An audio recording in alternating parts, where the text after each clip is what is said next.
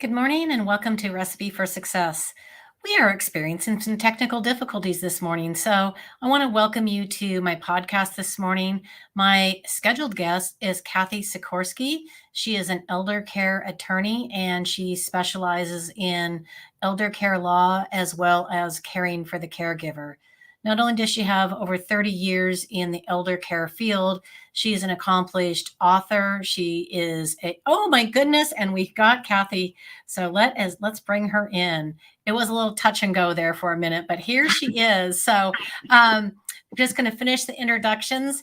So again, just to welcome you all to the show. For anybody joining for the very first time, Recipe for Success was born of my love of cooking because I always noticed that there was a common theme to every successful recipe. There was always a critical ingredient or technique that dictated the outcome.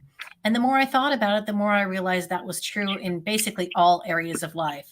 So I love talking to people in various industries and finding out what their key ingredients or techniques are. So again, I'd like to welcome Cathy Sikorski. And I know Cathy is having a few technical difficulties this morning, but do my best. Yeah, we are going to try to pull this off. And in the event that it does not work, we will reschedule it for another day. But we're here, we're trying, we'll see what happens. That's all we can do in life, right? Right. Cathy, welcome to the show. And please introduce yourself and tell people a little bit about yourself. Hi, everyone. My deepest apologies, but thank God there's a billion different ways to get into a computer these days. I am an elder lawyer by trade. I live in Pennsylvania, near the Philadelphia area. But for the last, 8 or 10 years, I've spent my time writing books and educating mostly women about the pitfalls, both financial and legal, in the caregiving and long-term care space, like telling people this is what you need to do. You got to have a plan. And how can we do that together to help you have a plan and not be freaked out when a crisis occurs? So not only are you an elder care attorney, you are, as I mentioned, you're a very accomplished speaker, you're a writer. I kind of feel like I'm in the presence of a celebrity. You look fabulous in all of your red this morning. I resisted the urge to wear my red because it's my favorite color on camera. I just feel like it feels vibrant and cheerful. But tell us a little bit about how you go from being an elder care attorney to writing your first book, which had a little bit of a humorous bent to it as well. So my first book had nothing to do with being an attorney. It's a memoir about when my 92-year-old grandmother came to live with me. And at the time I had a 2-year-old and a husband. I still have the husband. The 2-year-old grew up. Thank goodness, right? And a dog who hasn't made it that long, but it was just a crazy time. I had a 92-year-old and a 2-year-old at the same time, and I kept a diary at that time. And honestly, Nancy, that was just for sanity. I just thought, if I write this stuff down, maybe I won't make myself so insane. And then years and years and years later, I decided to turn it into a book. Because what that really did was inform my choice as an elder lawyer. I was a simple general practice attorney in a small town in Pennsylvania, and I recognized, wow, this is a whole area of law that is surrounded in caregiving. And so that informed my second book, called Who Moved My Tea? Because quite frankly, I was stealing Who Moved My Cheese. I love that. I love that. So I'm a little bit of a stalker whenever I invite somebody on my show. I like to find out as much about them as I can to get a sense of who they are and what they do. And one of the things, I visited your website, which is where your blog is, and I'm not going to tell people when the last blog post was from. I know. But I know, and you know, so we'll leave it at that. But the interesting thing to me about that post was the topic was resilience. And I thought it was so timely, even though time has passed, but it was so timely because my last guest, Rachel Druckenmiller, that was exactly what we were talking about, was resilience. So I'd love to know your take on it and why you think it's so important, not only in caregiving, but in general. What's interesting, I'll tell everyone that post is about 2 years old, and it didn't die, but my blog stopped when COVID started, right? My blog is called You Just Have to Laugh, where caregiving is comedy. And honestly, for a while, even though I am all about humor, it was tough to wrap your mind around humor and what was going on. But I got to, and this speaks to your question, believe it or not, about resilience. I got to the point, as did everyone, is that we sort of had to, create our new world. And I spent that time, fortunately, writing my next book, which just came out 2 weeks ago, last week. And I haven't yet returned to the blog. And that is not a comment on my resilience. That is a comment on my refocusing and giving myself permission to decide where I want to spend my energies, right? And I'm sure Rachel and you talked about that very thing in resilience, getting back up, especially in the caregiving world, right? Especially in the long-term care world, it's almost an everyday occurrence if you're caregiving for someone on a daily basis. But getting back up and then finally learning, what do I really have to do to concentrate my energies on making a good day for me and for everyone around me?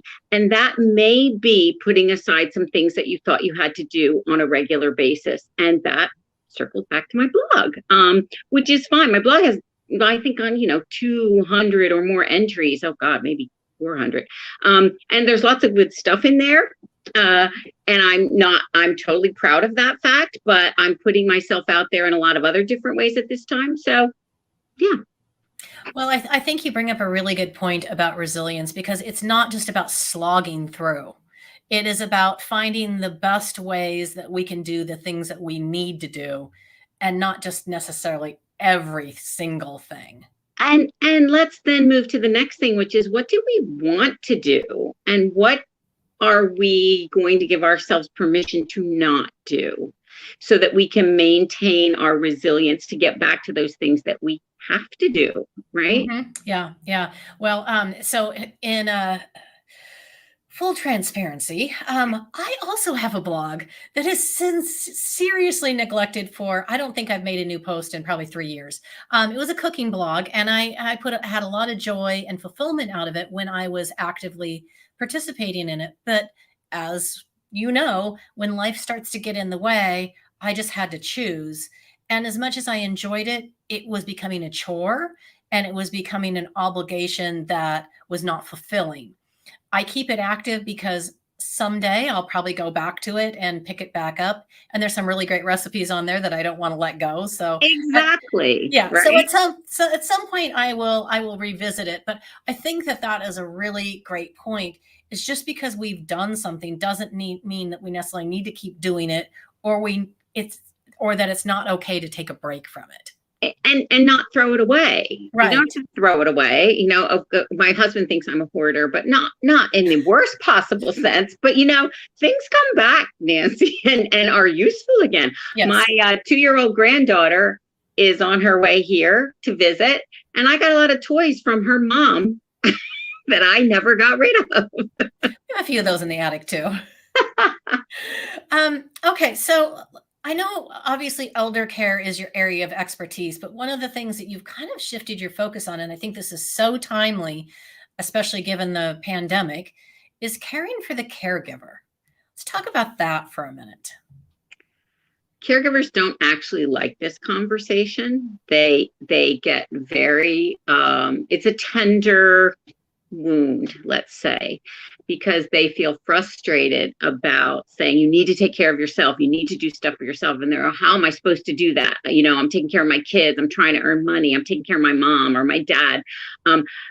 It's a painful conversation. Everybody thinks it's especially if you haven't been a caregiver yet, or you've sort of, gone past it or through it. They think it's enlightening and kind to say, go get yourself a massage or be with your friends or whatever. But what they don't understand is that it can also create a pressure, right? Oh, now I'm supposed to take care of myself, because if I don't, then I can't take care of others. Like, I'm doing this all wrong all the time. What I would like to say about that is, first of all, we should learn to take the advice sometimes in the spirit that it's given, which is, I see that you need help. we should turn the conversation to the person who is saying that and say, I see that you see that I need help, and this is how you can help me, and be very specific about that, right? Because that's a caring for the caregiver moment. I see that you want to care for me, and I see that I want to care for myself. This is how you can help me. And it almost always turns on asking for help.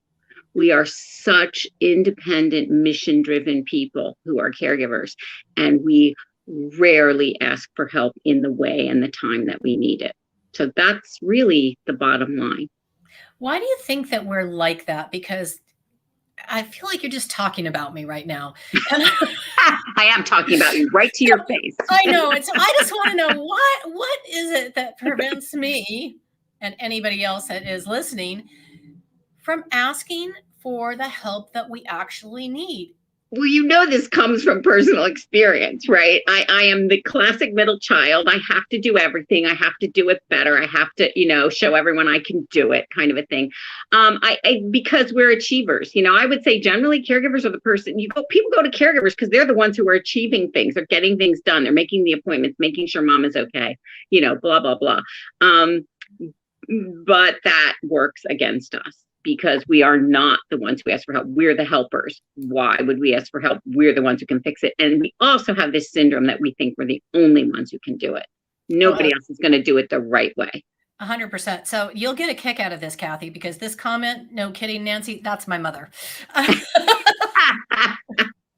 No kidding. Right. So exactly. She definitely knows. And it is, I also really enjoyed the point you made about when people say, oh, you need to take care of yourself and you need to do this. It feels stressful to me when people say that. Right. Because again, it's that, when am I supposed to fit that in? Because I'm already so completely overwhelmed and I don't want to let any of the balls drop. Right. And so learning how to say, here, you can have one of my balls. That is a skill set that I think we need as a society to address. Yes, exactly. Share the wealth, as my Nana used to say, but of course we don't think of it as the wealth. We think of it as the burden.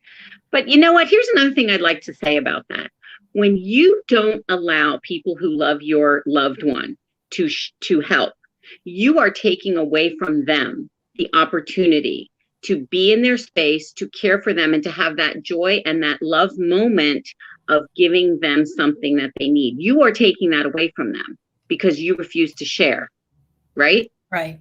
And you've got to understand that when you allow your brother, your sister, your uncle, your cousin, or your friend to come take your mom to the doctor or bring her a cup of tea or sit with her for an hour, you are giving them one of the biggest gifts they'll ever have. I appreciate that. So my mom asked, is learning to say no an option? Yes, an option. It's a necessity. I just did that yesterday. Just yesterday, somebody asked me to do something that I'm willing to do eventually, but they wanted it by Monday. And I said, no, I'm doing a podcast tomorrow. I'm doing a conference next week. My husband's having surgery. And there was a time, Nancy, when I would have done that. I would have tried to, my granddaughter's coming to visit for the weekend, and I would have tried to, stayed up, till 11, 12, 1, 2 in the morning writing an article. No, I'm not doing that. No, yeah. I'm done. Yeah. Okay. So you kind of addressed it, but I'm going to ask this question again anyway, because when I wrote it down, I had a specific way that I wanted it to ask it. And I think it is the toll on the caregiver that is often silent and unnoticed. And then it can breed resentment.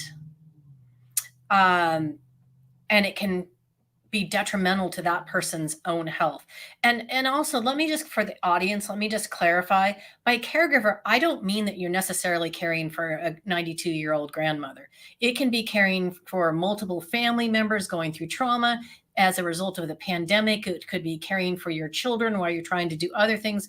It is a very broad term, and I think that we need to understand better what it means to be a caregiver and how we recognize and support people in those various caregiving roles. So sorry for that little Side note. I love that commercial, that caregiving, it is expanded across the entire gamut of just that you have to put your time, mostly your unpaid time, because we're talking about unpaid caregivers.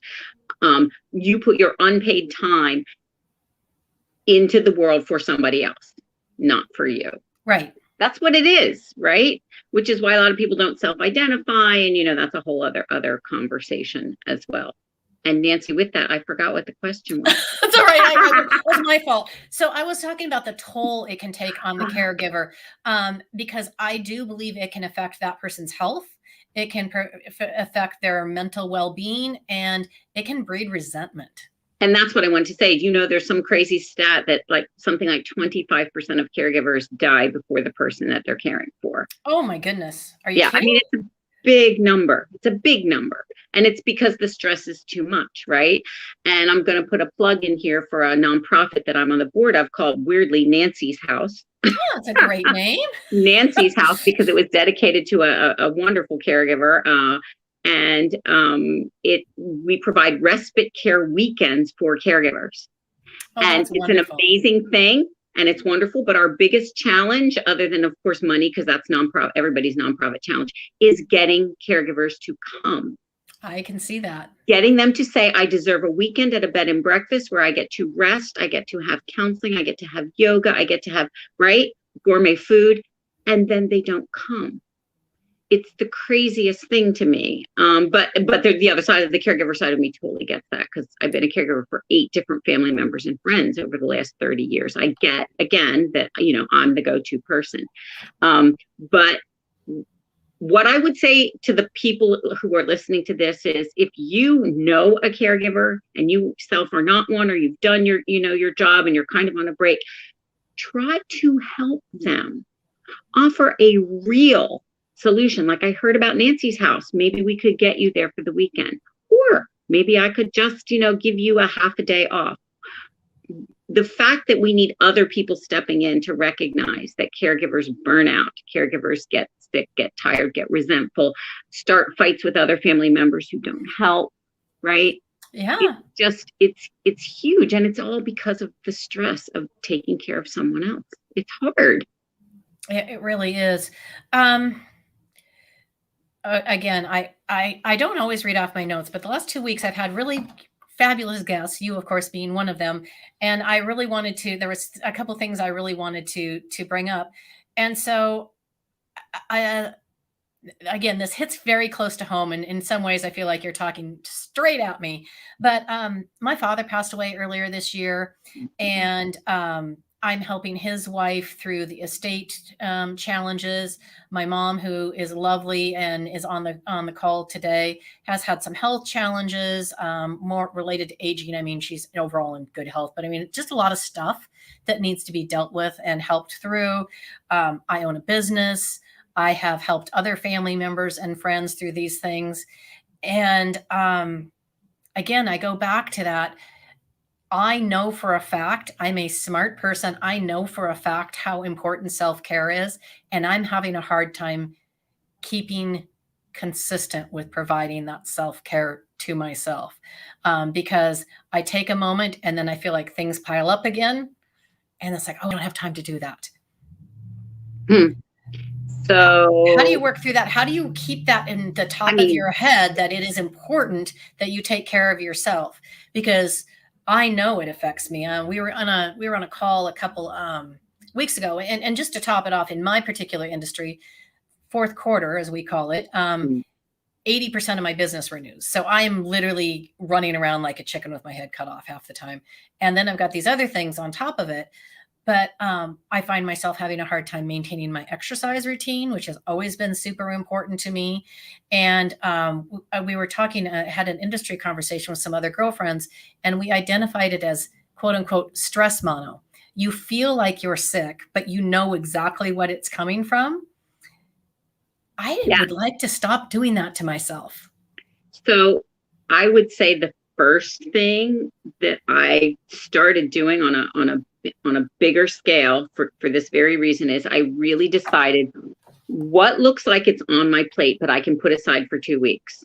What can I really not look at for 2 weeks? So if it's somebody asking me to do something, if it's emails coming in from somebody that I want to work with, I literally just shift them on my calendar out 2 weeks or 3 weeks, and I may or may not even tell them, because is that important? Does it matter? Because even telling them is stressful, right? I got to answer this email now, right? That kind of a thing. We have all fallen prey to the fact that we have this technology and we think it requires instantaneous response. I say, stop that. It does not require instantaneous response.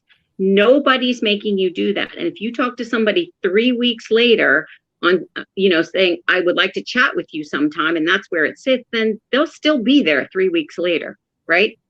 Yeah, you're absolutely They're right. not going anywhere. So when I'm right now, I just told you, I'm also in a crunch right now. October to the end of November is going to be the middle of November is pretty tough for me right now. So I am pushing things out. I am just literally moving them out on my calendar. If it comes in and I don't have the time to deal with it, I move it out. Right. I like that suggestion. For me in particular, I'm a calendar person. I mean, I live by my calendar. So pushing things out and putting it on a date when I don't have to look at it for a couple of weeks is a terrific idea. And I think, the other thing is putting things on that I refuse to move because they are my self-care, like my exercise, right? I do at least 2 days a week with a trainer. And it's pretty much set in stone what those days are and what those times are. Once in a little while, I will move it. If I just, it's an event or something that I can't help, but then I move it to another day or time in that calendar. That's only 2 times a week. The rest of the time I exercise on my own, I walk or whatever. And that might slip by, but even just having twice a week for me to do that is fulfilling, right?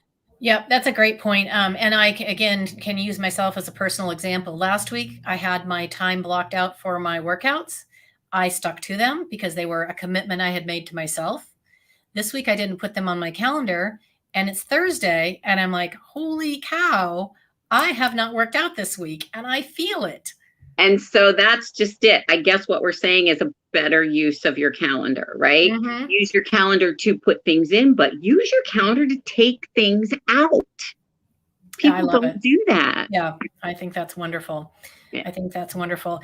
I want to go back to how we as employers as well. I'm in the employee benefits industry, as you know, as we talked about before.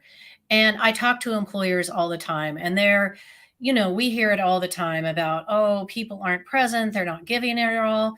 Most employers don't really know what's going on in people's home lives and whether they are, as you call them, unpaid caregivers, and they don't understand the impact it has on their quality of work, their enjoyment of their work. What can we do as employers to better support people in those roles? So, this is my jam for 2022. I am embracing this in a big way because, of course, you've seen all the media about the Great Resignation, about 4 to 5 million women have lost their jobs, or not lost them, technically walked away because they could not do what they needed to do, both as caregivers and as working people, right?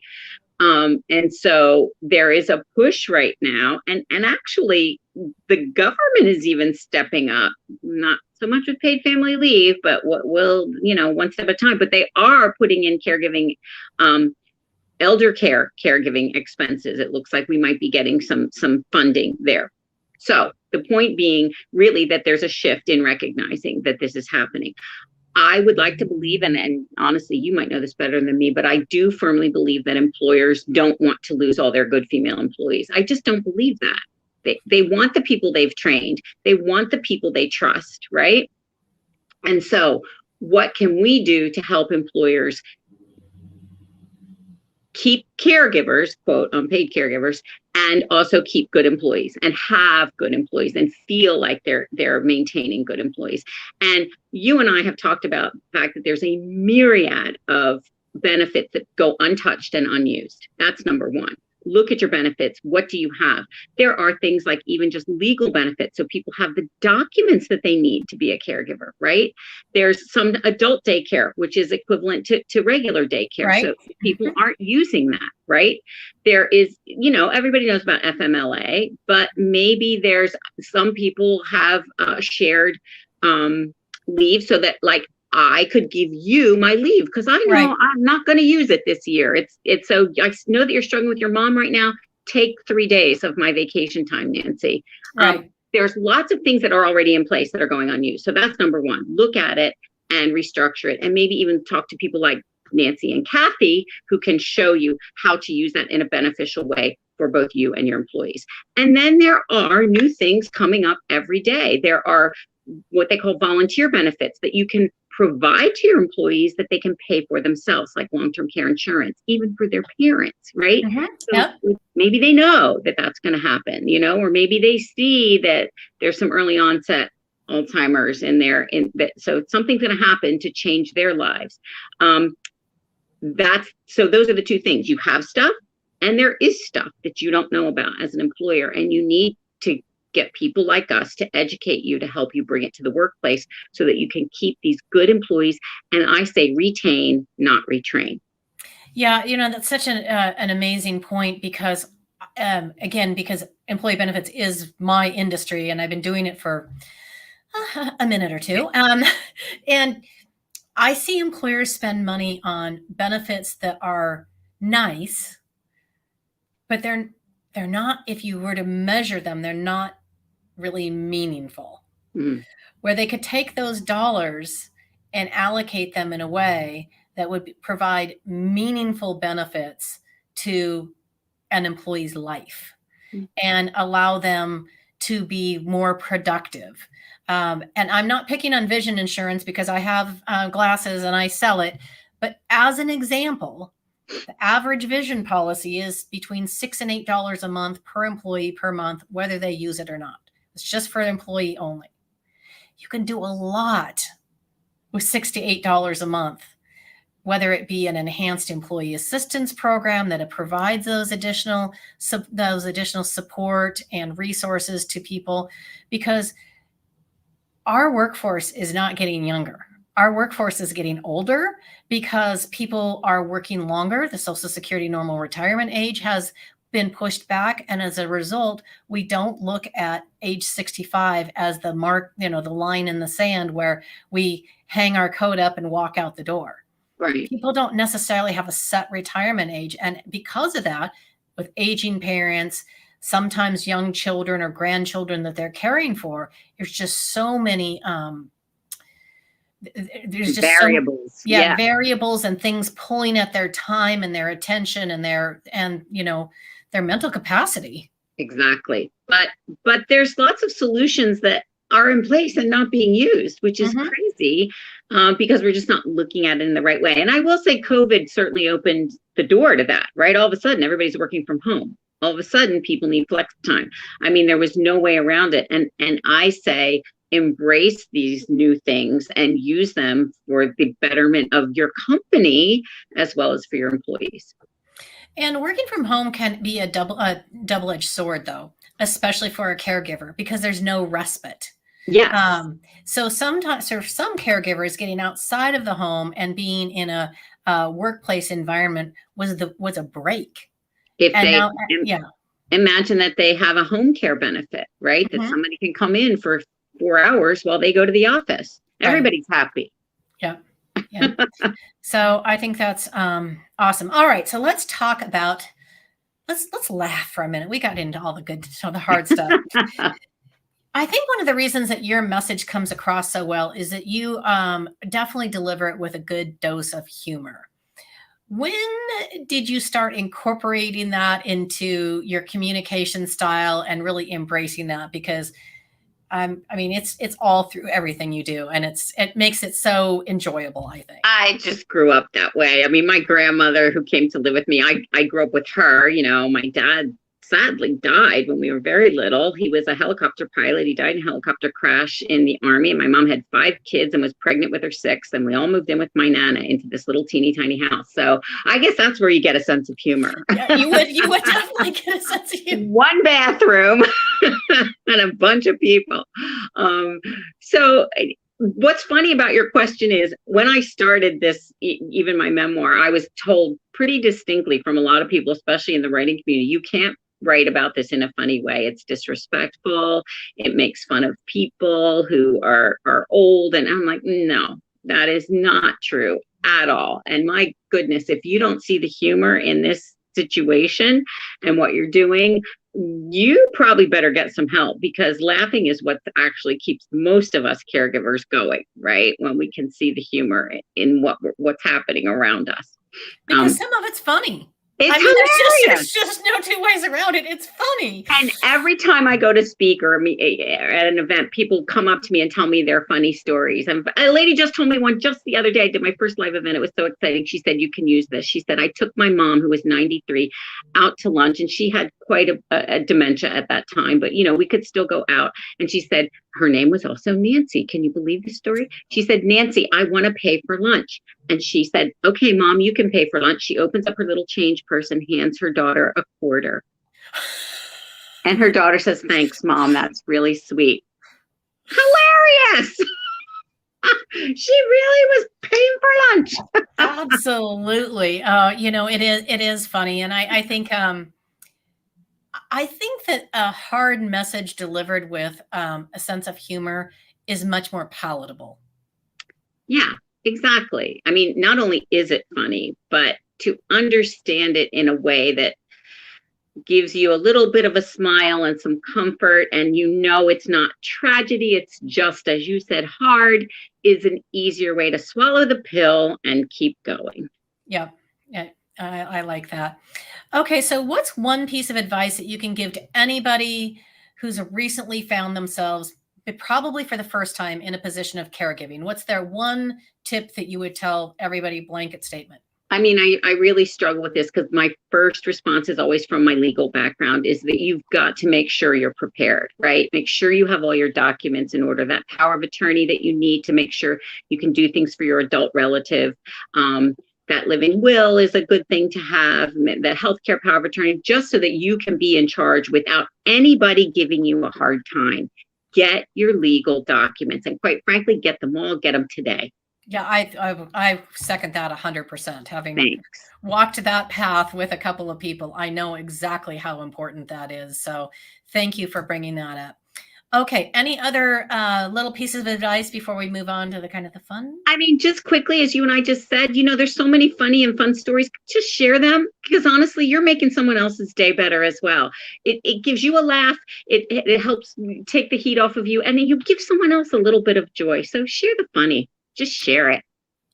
One question that just popped into my head. What about support groups? Are there good support groups for caregivers?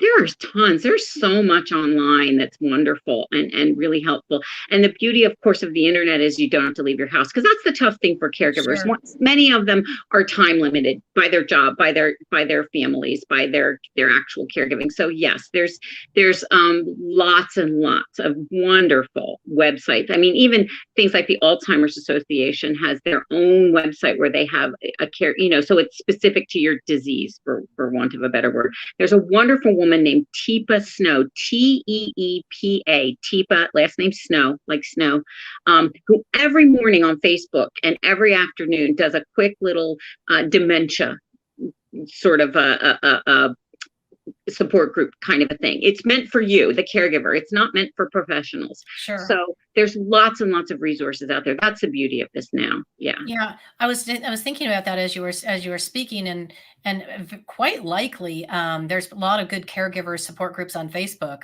Yes. for, you can tailor it to your specific situation, but I would have to imagine there's a lot of good resources. Yes. Okay, so time to move on to the 5 burning questions. Are you ready? I think so. I kind of struggled. Okay. Every show starts with this one, because it, of course, ties into my love of cooking. But what is your absolute favorite food in the world, and can you cook it? I am such a foodie. I love all food except salmon. I despise salmon. Everybody I've who ne- knows me knows that. I just don't like it. I'm sorry. Don't try and give me a good recipe that's going to make me love it. I don't love it, and I won't ever love it. However, that being said, everything else I love, and I can't pick a favorite food. But when you told me you were going to ask this question, I thought, well, what did I really, really love as a kid? And we could ask for one thing for dinner on our birthday because my mom had 6 kids, right? We could pick our birthday meal, and I always, always, always picked roast beef because we didn't get that very much. And one thing I do make is a killer prime rib. Um, Mm, and I'll even give you the secret. You okay. you get a standing rib roast. You cover it in Pepper. pat it all over with garlic pepper. You stick it in the oven at 500. You immediately turn it down to like 275, 300, and you let it cook how long you want until it's, Mm, we like it rare, medium rare, but that's the secret right there. sounds And it amazing. never fails. Well, on my to-do list that I've actually pushed out a year, taking your advice, I've actually done this before, but at some point I'm going to go back through all of these podcasts and I'm going to make a book out of it. And at the Oh, end of everybody's chapter is their favorite recipe. So now we know the prime rib recipe. it's delicious. Okay, so what is the one character trait you admire most in other people and why? I know you're not going to be surprised by this, but of course, it's your sense of humor. Please have a sense. If you don't have a sense of humor, I really struggle to connect with you. I've always joke. I've been married for 35 years, and I always say a successful marriage cannot last without a good, strong sense of humor.